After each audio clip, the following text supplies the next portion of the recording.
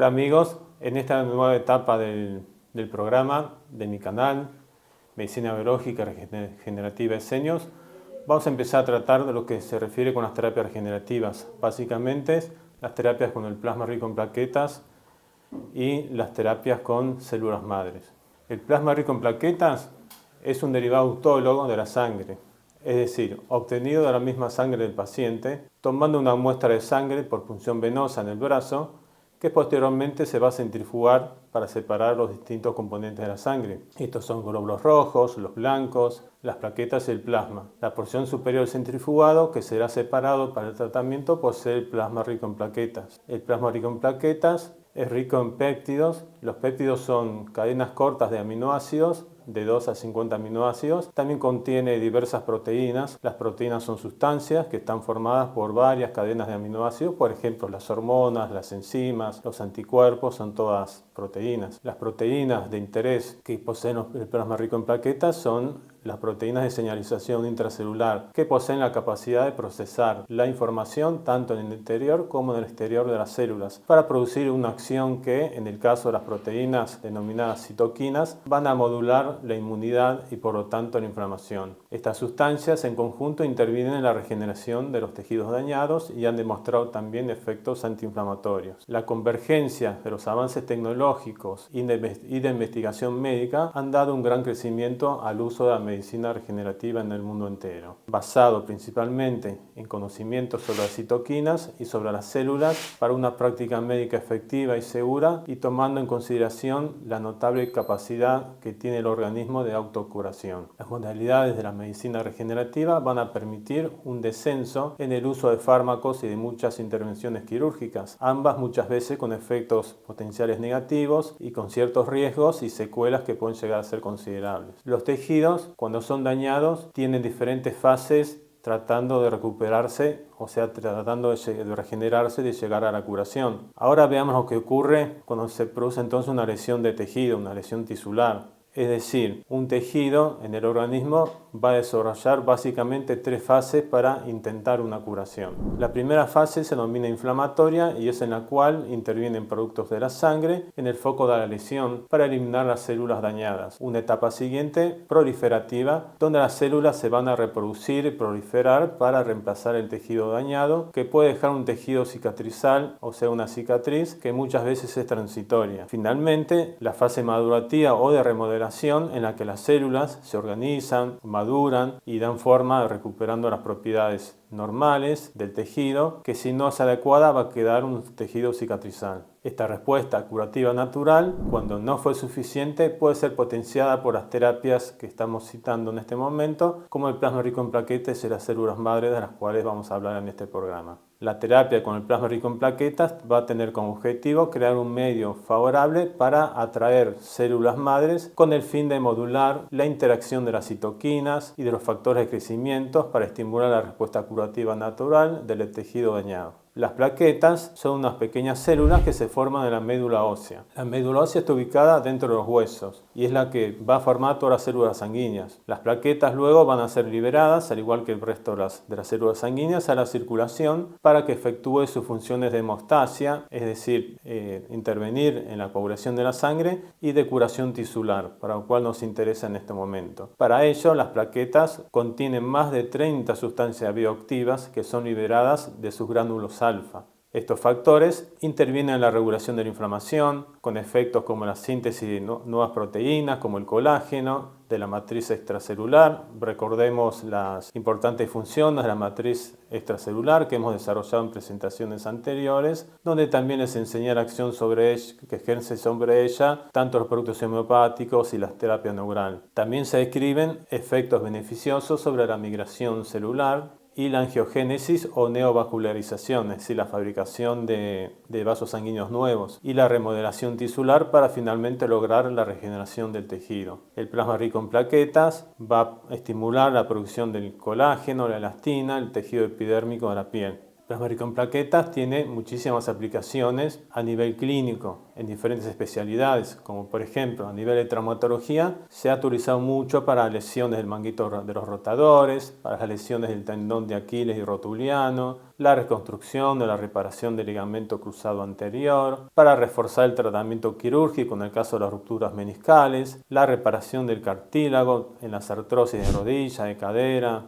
en las lesiones musculares agudas, en la fascitis plantar, en el dolor del trocánter mayor y la tendinopatía del glúteo medio, las lesiones del ligamento colateral cubital del codo, la discopatía intervertebral, la hernia de disco. También se ha encontrado aplicaciones en las cirugías maxilofaciales. En la dermatología también es amplio el uso en quemaduras, en fisuras anales, en fístulas abdominales y perianales, en las úlceras cutáneas y escaras, en el cierre de heridas y pérdida del tejido por traumas, en la alopecia, en el rejuvenecimiento facial, en el acné, en las estrías, para cicatrices también, y por último también en alteraciones genitourinarias como la incontinencia urinaria en la mujer, la disfunción eréctil, la enfermedad de Peyronie, que es una cicatriz fibrosa dentro del pene con erecciones curvas y dolorosas. Las células madres, visto el potencial terapéutico ya del plasma rico en plaquetas, haremos una introducción a las terapias regenerativas con las células madres, para posteriormente seguir desarrollando este fascinante presente y futuro terapéutico. Las células madres son las células que contienen la capacidad de dividirse y diferenciarse en diferentes tipos de células especializadas. Por ejemplo, en las células sanguíneas, en las células óseas, musculares, etc. Y que además tienen la capacidad de autorrenovarse para producir más células madres y así mantener una población estable a lo largo de los años. También pueden permanecer en un estado que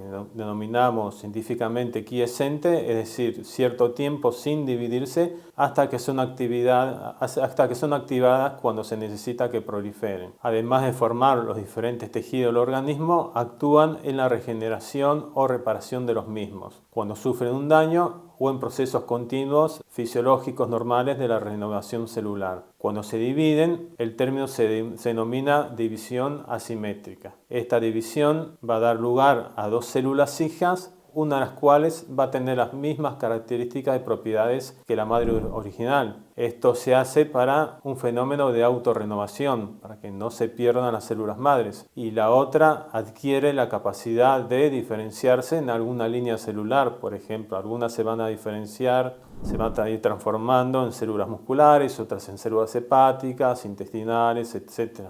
La mayoría de los tejidos del organismo poseen una población residente de células madres para su renovación periódica o su regeneración cuando ocurre un daño. Si clasificamos a células madres hay diferentes clasificaciones, pero primeramente tendremos las células madres embrionarias o fetales y con el crecimiento del organismo tendremos ya otras células madres que son las denominadas células madres adultas. En cuanto a las fuentes de obtención para las terapéuticas con las células madres son muchas. Algunas con técnicas que son muy complejas, entonces solamente vamos a citar las más factibles y más accesibles a los fines prácticos para terapias regenerativas más habituales, más comunes. Así obtenemos células madres del cordón umbilical, las células madres hematopoyéticas de la médula ósea, de la sangre periférica del cordón umbilical, las células madres obtenidas del tejido adiposo, las llamadas células madres mesenquimales. Las células madres, cuando se obtienen del mismo paciente, se denominan autólogas y cuando se obtienen de otras fuentes se van a denominar halogénicas.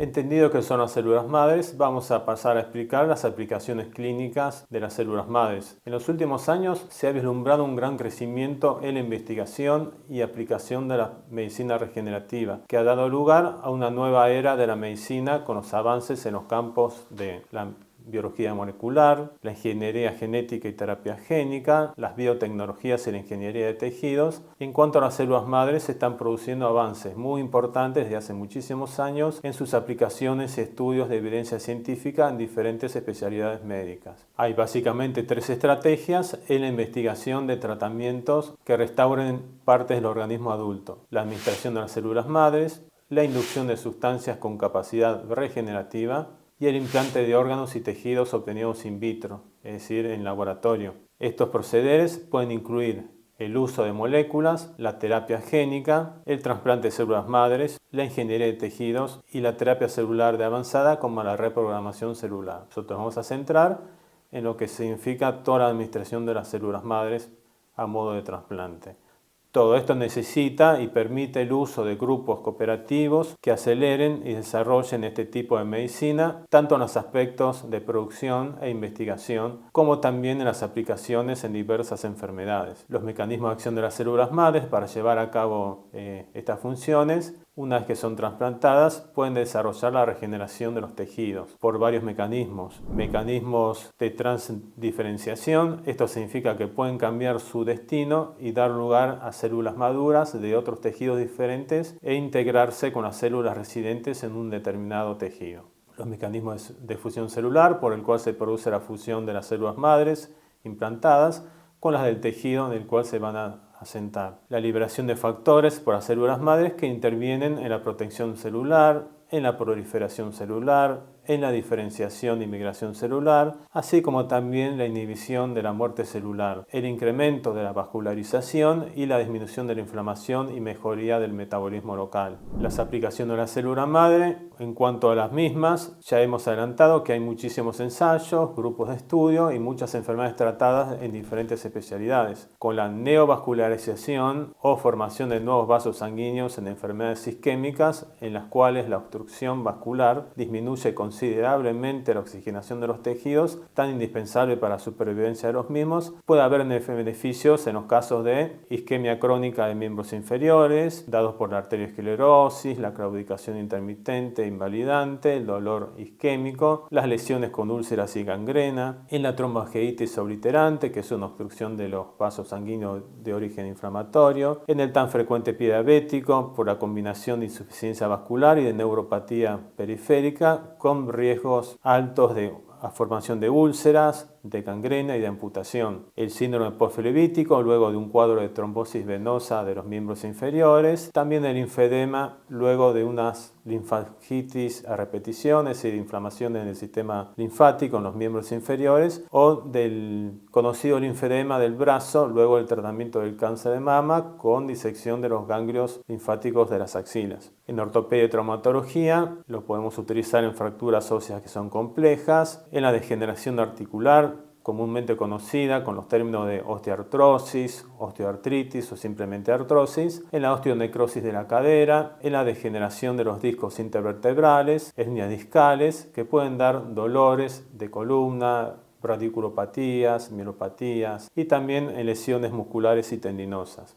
En cuanto a la neurología, el sistema neurológico tenemos que comentar que tiene una capacidad muy limitada para su autorreparación. Las mejoras logradas con trasplante de células madres pueden ser efectos por la producción de factores tróficos, es decir, que estimulan el crecimiento con efectos de dar un crecimiento neuronal y una mayor actividad neuronal, y con efectos protectores celulares, también efectos antiinflamatorios y angiogénicos sobre el sistema nervioso. Se han utilizado en el accidente cerebrovascular isquémico, en la enfermedad de Parkinson, en la esclerosis múltiple, en la esclerosis lateral amiotrófica, en las distrofias musculares, en la lesión de la médula espinal por traumas de columna, en las ataxias cerebelosas, en las neuropatías periféricas, en la parálisis cerebral infantil e inclusive en el síndrome de Down y en el espectro autista. En cuanto a las enfermedades cardiovasculares, en el infarto agudo del miocardio se trata de regenerar el miocardio infartado e inducir la miogénesis, es decir, la aparición de células cardíacas nuevas y la angiogénesis, nuevos vasos sanguíneos, para mejorar la perfusión dañada con el infarto o circulación y la contractilidad de la zona dañada, para reducir el tamaño del tejido cicatrizal mediante, por ejemplo, intervención coronaria seguida de la administración de células madres. Los resultados obtenidos fueron dispares y usando inclusive diferentes técnicas de intervencionistas sobre el corazón y también con el uso de diferentes fuentes de obtención de células madres. En la insuficiencia cardíaca crónica se pudo ver al año del tratamiento un incremento significativo de la función ventricular en algunos de los trabajos científicos. En la diabetes, que se caracteriza por la desregulación de la secreción de la insulina producida por las células beta del páncreas, esta desregulación puede ocurrir por la destrucción autoinmune de las células betas en la diabetes tipo 1, insulino dependiente, o por la falta de secreción de la insulina o la resistencia a ella en la diabetes de tipo 2, con el resultante aumento de la glucemia.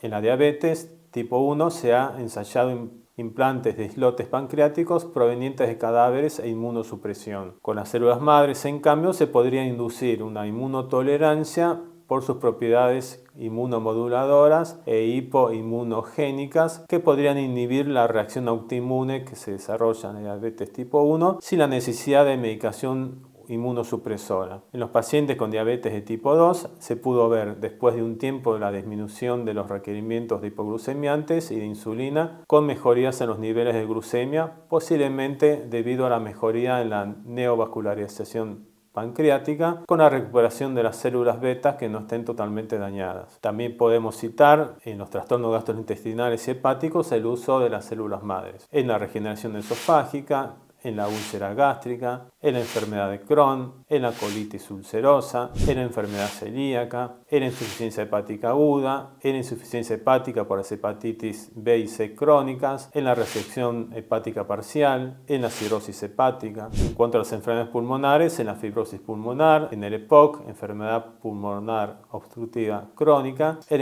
el enfisema pulmonar, en el asma bronquial. En oftalmología se ha usado para lesiones oculares de la córnea y de la retina, y en odontología para lesiones dentales y gingivales como la periodontitis. En dermatología estética también se han hecho muchos ensayos, en el caso de vitiligo, psoriasis, rejuvenecimiento facial, alopecia, cicatrices, úlceras, quemaduras y heridas crónicas, las enfermedades genéticas de la piel y las enfermedades del colágeno. Por último, no debemos dejar de lado las consideraciones éticas, como el origen de obtención de las células madres. Si bien puede ser útil en muchos pacientes y en muchas patologías, solo la suma de evidencia científica, los criterios de aplicación utilizados, la experiencia adquirida y el cuidado de no tomar decisiones que puedan ser fraudulentas son los factores principales a tomar en cuenta para el beneficio de los pacientes. Bueno amigos, esto de la manera más resumida posible es todo por el programa de hoy. Espero que haya sido de utilidad, espero los comentarios, espero que ustedes no se olviden de suscribirse, de colocar el like, apoyar este programa para que lo podamos seguir desarrollando.